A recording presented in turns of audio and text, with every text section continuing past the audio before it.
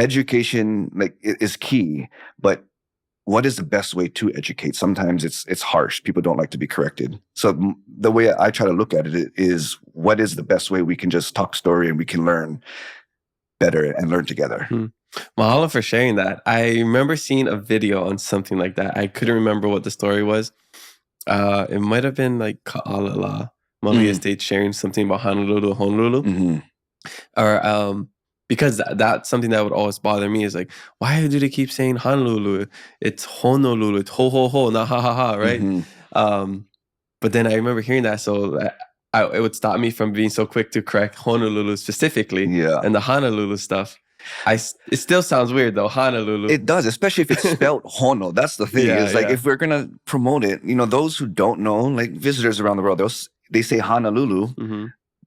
Because they're not thinking about, what we just shared. So in that kind of sense, like, I think it's appropriate to correct, because we want to also know how to properly pronounce our words and our letters.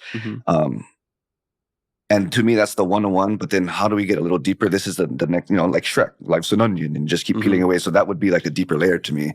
So I just feel like there's so much things we all can contribute. We all don't have to be kumu. Like, we all can contribute to this ho'olala hui by just whatever we know. And yeah, I like how you say that you're not the expert, and the more you talk to people, you figure out you don't know nothing. Because I always share that too. When people ask me what have I learned on this podcast, it's nothing. It's like I learned that I know nothing.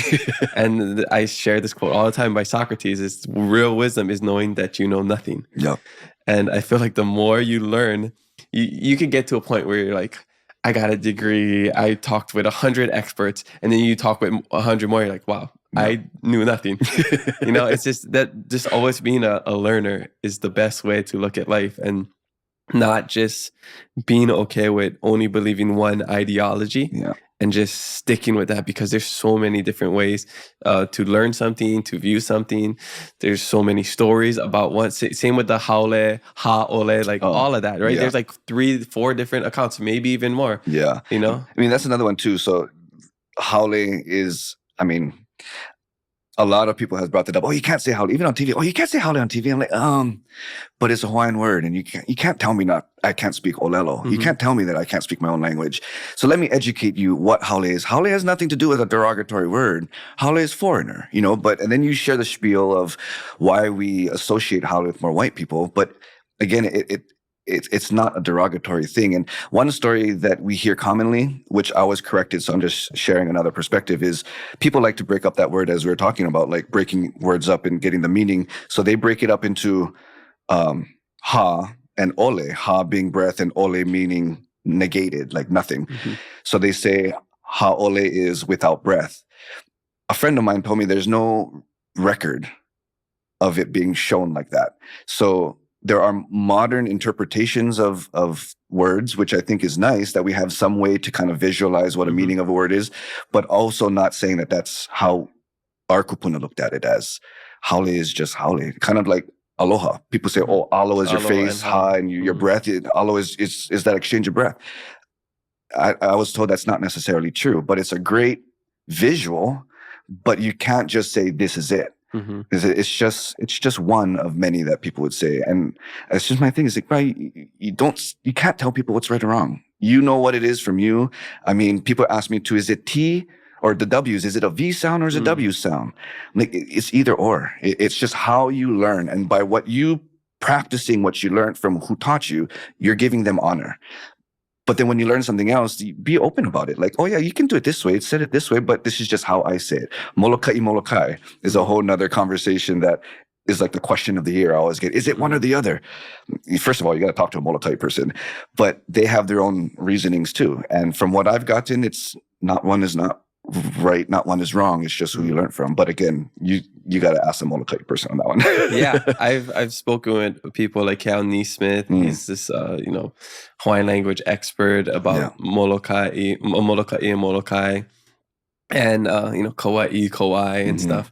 He says it's Molokai, Kauai, Just because, grammatically, same with aloha and ha'ole, aloha. It doesn't make sense because if it was aloha or ha'ole, you would have the okina and then you would also have the kako on top of the e.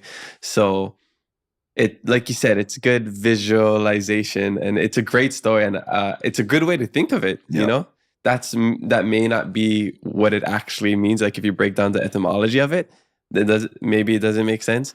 But yeah, I do like it. Same with the pilahi paka, the aloha, the acronym. Yeah. Like some people don't like it, but like it's a great way to break it down it's beautiful. That's exactly what I'm saying. Yeah. It's like this when I share this with you, because I love to share those acronyms and those messages, that's a big part of I guess my art. I like to think where I came from and what inspired me, but I always say that this is just one approach, because when we say aloha, I mean, today it's thrown around so easily.